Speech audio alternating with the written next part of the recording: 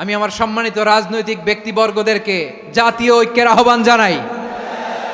আমরা নামাজ কায়েম করতে চাই। জামাত ইসলাম এই কথার উপর একমত আছে না নাই?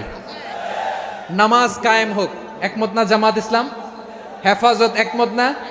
ইসলামী আন্দোলন একমত না? তাবলীগের ভাইয়েরা একমত না? পীরের মুরিদেরা একমত না? আপামর তাওহিদি মুসলিম জনতা একমত না? তাহলে নামাজ কায়েম করতে হবে।